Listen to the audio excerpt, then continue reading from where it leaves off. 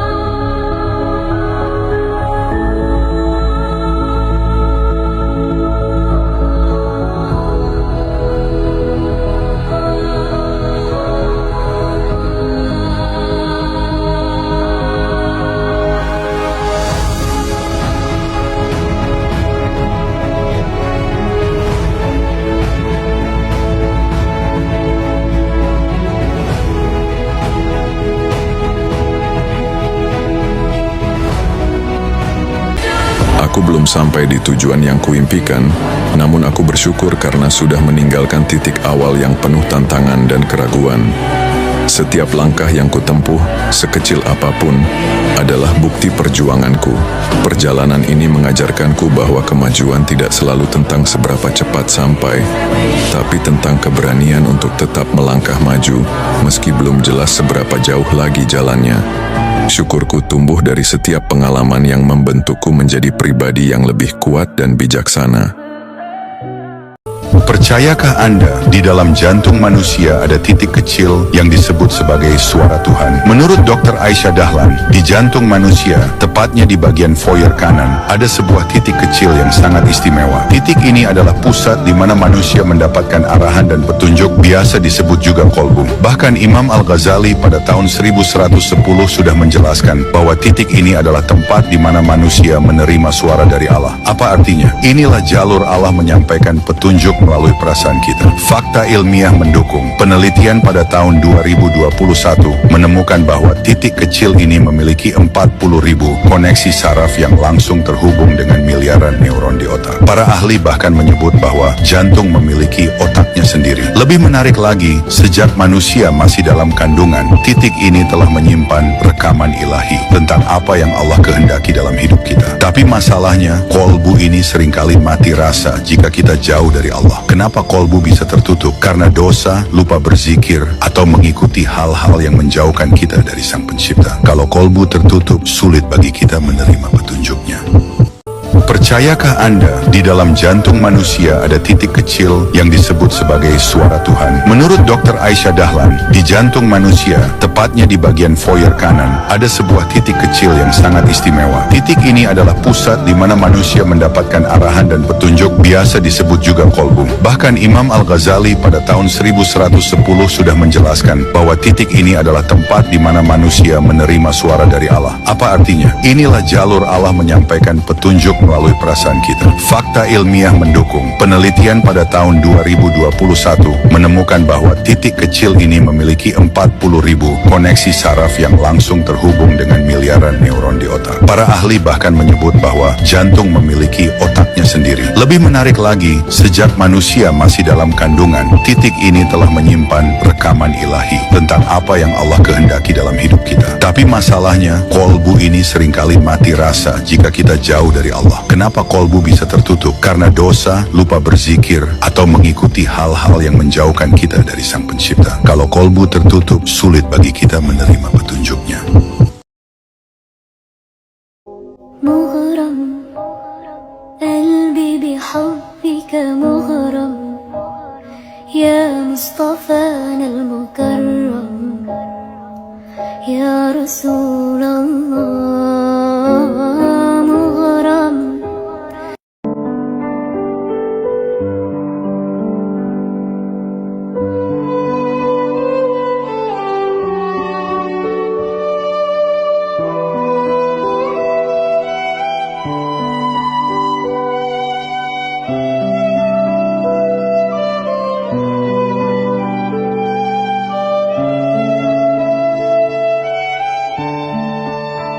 Allah has a plan for you.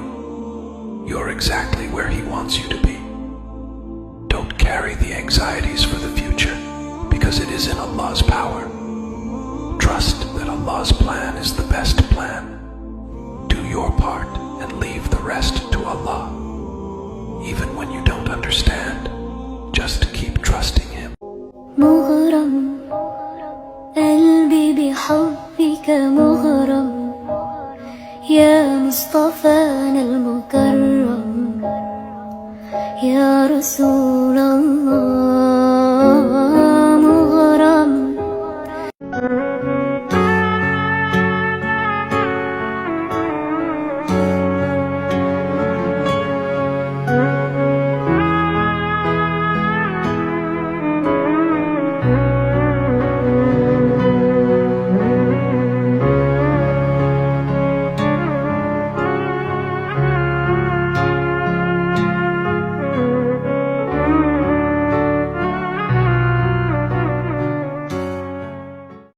Percayakah Anda di dalam jantung manusia ada titik kecil yang disebut sebagai suara Tuhan? Menurut Dr. Aisyah Dahlan, di jantung manusia, tepatnya di bagian foyer kanan, ada sebuah titik kecil yang sangat istimewa. Titik ini adalah pusat di mana manusia mendapatkan arahan dan petunjuk, biasa disebut juga kolbu. Bahkan Imam Al-Ghazali pada tahun 1110 sudah menjelaskan bahwa titik ini adalah tempat di mana manusia menerima suara dari Allah. Apa artinya? Inilah jalur Allah menyampaikan petunjuk melalui perasaan kita. Fakta ilmiah mendukung. Penelitian pada tahun 2021 menemukan bahwa titik kecil ini memiliki 40.000 koneksi saraf yang langsung terhubung dengan miliaran neuron di otak. Para ahli bahkan menyebut bahwa jantung memiliki otaknya sendiri. Lebih menarik lagi, sejak manusia masih dalam kandungan, titik ini telah menyimpan rekaman ilahi tentang apa yang Allah kehendaki dalam hidup kita. Tapi masalahnya, kolbu ini seringkali mati rasa jika kita jauh dari Allah. Kenapa kolbu bisa tertutup? Karena dosa, lupa berzikir, atau mengikuti hal-hal yang menjauhkan kita dari Sang Pencipta. Kalau kolbu tertutup, sulit bagi kita menerima petunjuknya.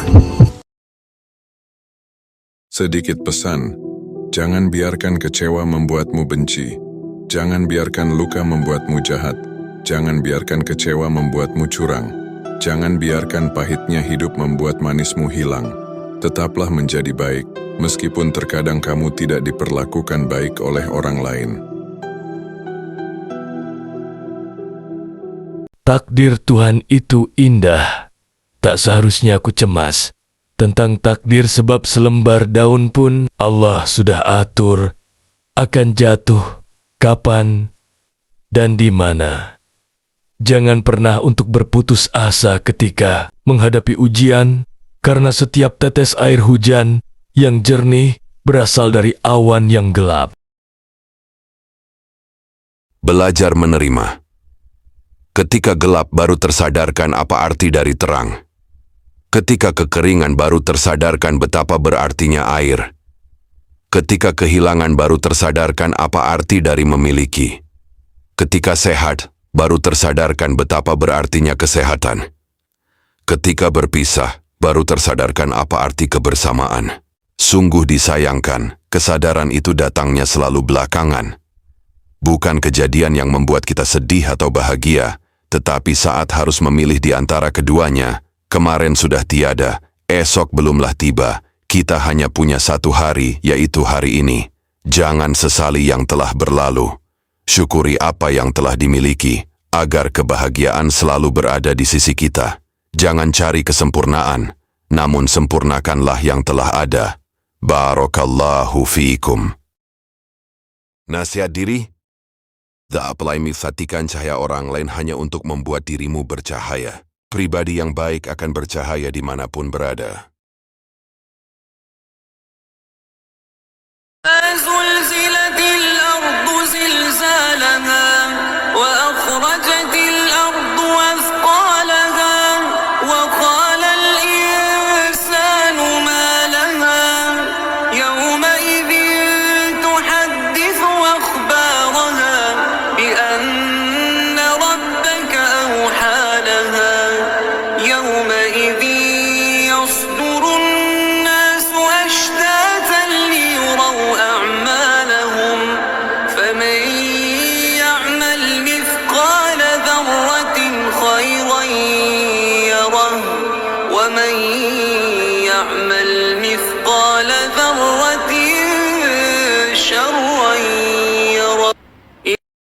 Seiring bertambahnya usia, sesungguhnya bukan umur kita yang bertambah, melainkan semakin berkurang jatah hidup yang Allah titipkan.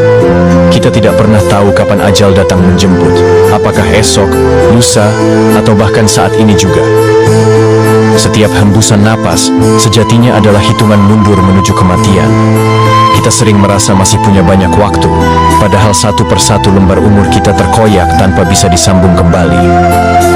Hari yang kita jalani bukan menambah panjangnya kehidupan, tetapi justru mendekatkan kita kepada liang lahat yang sunyi. Di sanalah kita akan berbaring sendirian, ditinggalkan oleh semua orang yang kita cintai.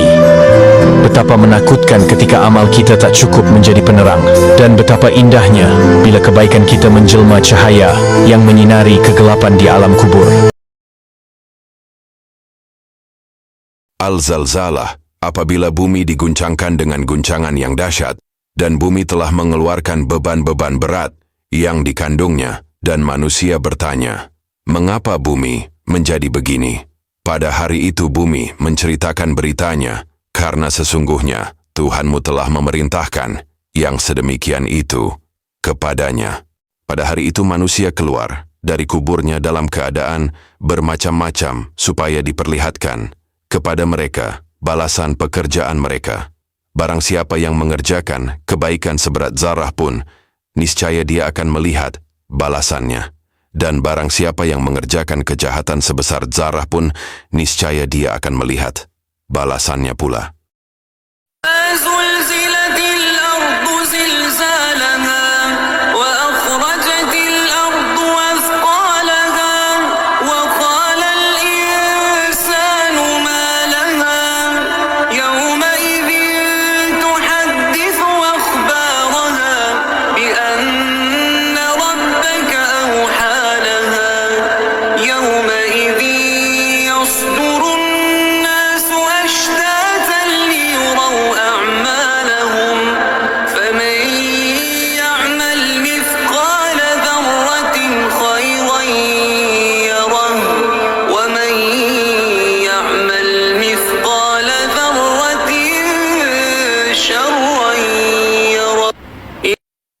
Seiring bertambahnya usia, sesungguhnya bukan umur kita yang bertambah, melainkan semakin berkurang jatah hidup yang Allah titipkan.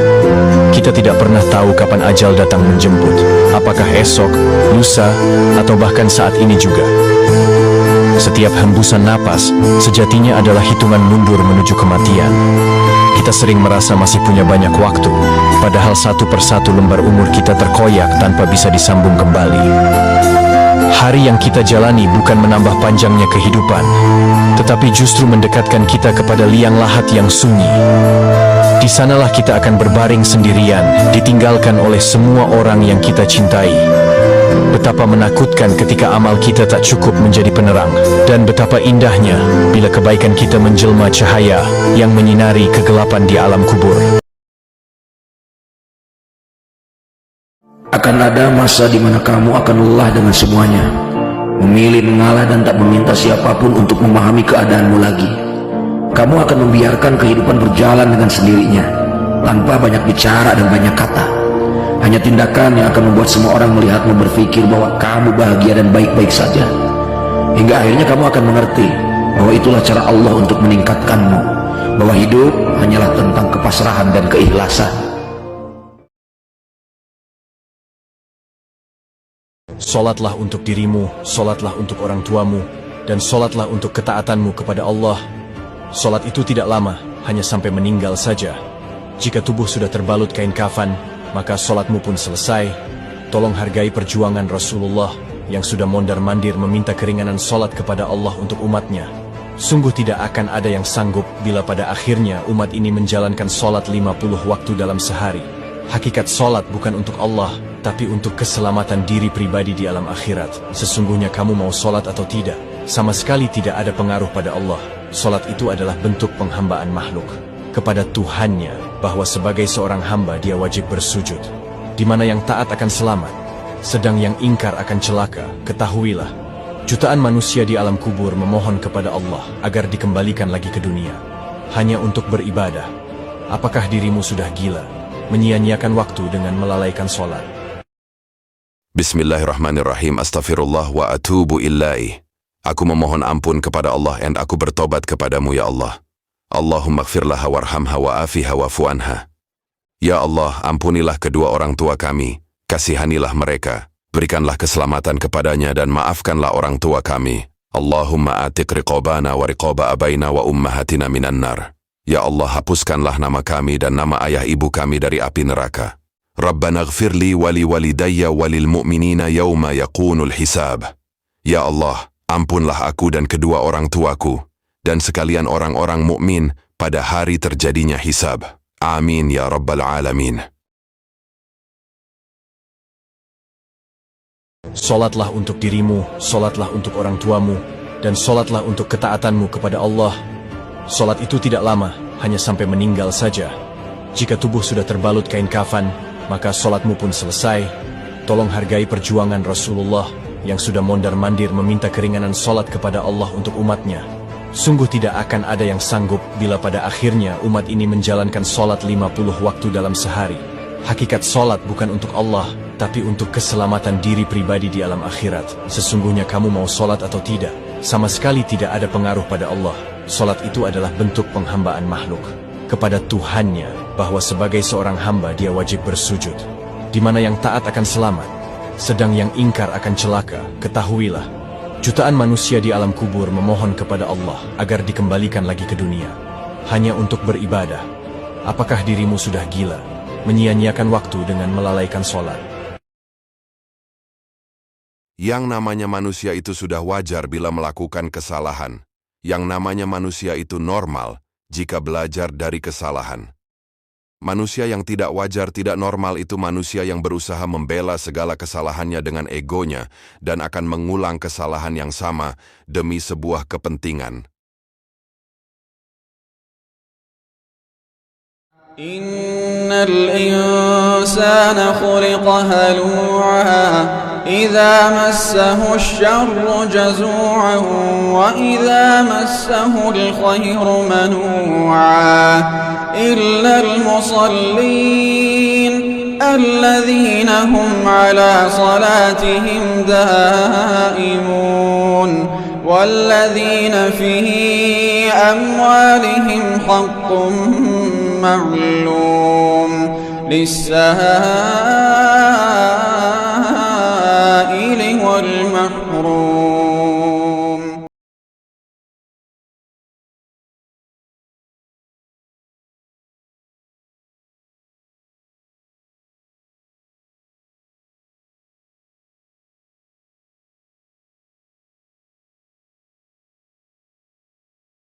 Ketajaman menggilas kita, terseret tertatih-tatih. Sungguh hidup terus diburu, berpacu dengan waktu. Jika kamu suatu saat diberikan Tuhan menjadi orang yang kaya raya dan dimudahkan rezekinya, ingatlah 5 hal berikut ini. Pertama, jangan sombong. Tuhan bisa mengangkatmu dalam 1 hari, tapi bisa menurunkanmu dalam hitungan detik. Rendah hati bukan berarti lemah. Itu tanda bahwa kamu memahami siapa yang benar-benar mengatur rezeki. Kedua, jangan lupakan masa susahmu. Ingat rasa lapar, ingat perjuangan, ingat data rekening yang pernah kosong. Semua itu adalah fondasi yang membuatmu tetap waras ketika uang datang tanpa henti. Ketiga, jangan berhenti berbuat baik. Rezeki yang tidak dibagikan akan membusuk. Rezeki yang disebarkan akan tumbuh berkali lipat. Tuhan tidak pernah salah menitipkan rezeki pada orang yang mau menjadi jalan kebaikan. Keempat, jangan berhenti belajar. Orang kaya yang berhenti belajar adalah orang miskin yang sedang menunggu jatuh. Dunia berubah terlalu cepat, satu-satunya cara bertahan adalah terus mengupgrade dirimu. Kelima, jangan lupa bersyukur. Karena sehebat apapun otakmu, sekeras apapun kerja kerasmu, semua itu tidak terjadi tanpa izinnya.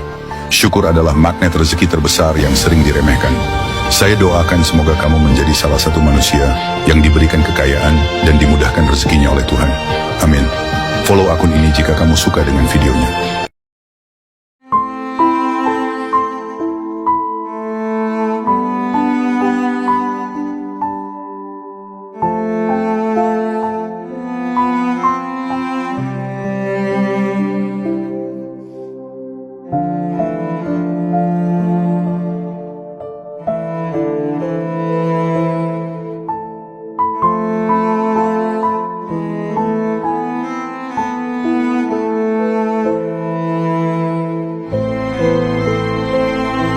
Kalbu, hati yang mencerminkan cahaya. Kalbu itu ibarat cermin. Bila ia bersih, ia memantulkan nur ilahi. Tetapi bila ia kotor, ia hanya memantulkan bayangan dunia yang menipu dan sementara. Selama ini kamu sibuk membersihkan wajahmu, menjaga pakaianmu, tetapi berapa kali kamu membersihkan kalbumu? Karat kalbu muncul dari riak, ujub, cinta dunia, benci dan dengki. Karat itu menutup cahaya, hingga kamu tidak lagi melihat hakikat. Namun setiap zikir adalah sapuan lembut, setiap sujud adalah cucian, setiap air mata adalah penawar. Sedikit demi sedikit karat itu terkikis, hingga kalbu kembali jernih. Dan bila kalbu sudah jernih, dunia tidak lagi menguasaimu. Kamu tidak melihat dengan mata, tetapi dengan kalbu yang menyaksikan Allah pada setiap sesuatu. Kita mungkin tak bisa mengendalikan arah angin, tapi kita bisa selalu menyesuaikan layar untuk terus melaju. Hidup ini memang penuh ketidakpastian, tapi kemampuan untuk beradaptasi adalah kunci bertahan. Jangan takut saat arah berubah, karena perubahan membawa peluang baru. Setiap angin yang berhembus bisa menjadi cara kita mencapai tujuan yang belum pernah kita bayangkan. Teruslah melangkah, sesuaikan langkahmu, dan percaya bahwa setiap perubahan akan membawamu semakin dekat pada tujuan. Tanggal penting tahun 2026 dalam Islam. Tanggal 21 Desember 2025 adalah 1 Rajab. Bulan ini memiliki kedudukan istimewa dalam Islam karena merupakan bulan yang dimuliakan oleh Allah.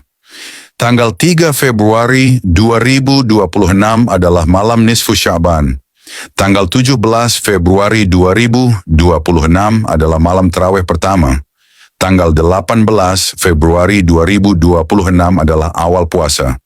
Tanggal 19 Maret 2026 adalah malam takbiran. Tanggal 20 Maret 2026 adalah Idul Fitri. Ya Allah, panjangkanlah umur kami ya Rabb. Pertemukanlah kami di bulan Ramadan dan Idul Fitri. Amin ya Rabbal Alamin. Orang yang mengenalmu dengan hatinya tidak akan pernah berburuk sangka padamu, kecuali orang itu mengenalmu dengan matanya.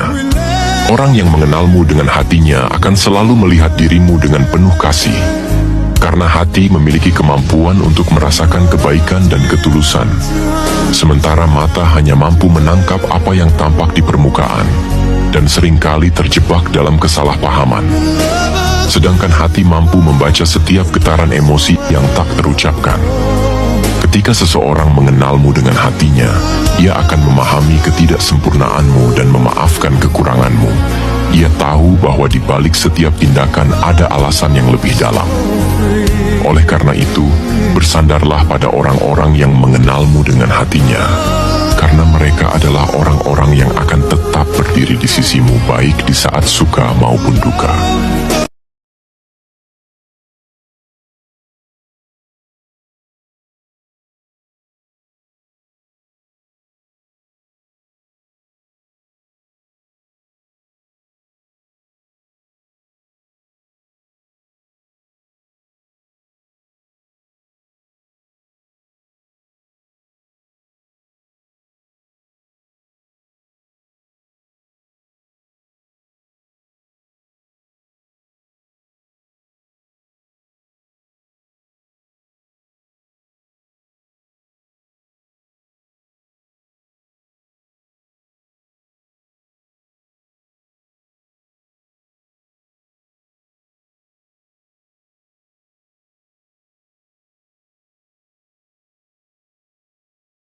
Perjuangkan adalah hidayah bagi hatimu sendiri. Dan barang siapa memperbaiki dirinya, Allah akan memperbaiki urusan-urusannya. Jika kamu salah naik kereta, turunlah di stasiun terdekat. Semakin lama kamu bertahan untuk turun, semakin mahal biaya perjalanan pulangnya. Jangan terus bertahan pada pilihan yang salah, hanya karena sudah terlanjur jauh. Semakin lama kamu bertahan, semakin banyak waktu, tenaga, dan peluang yang terbuang. Beranilah mengambil keputusan untuk berhenti, meskipun sulit, agar kamu bisa kembali ke jalur yang benar dan memulai perjalanan yang lebih baik. Energi memaafkan dan berserah adalah salah satu vibrasi tertinggi yang bisa kita pancarkan. Ketika kita memaafkan, kita melepaskan beban emosi negatif seperti kebencian, rasa sakit, dan dendam yang hanya menguras energi kita.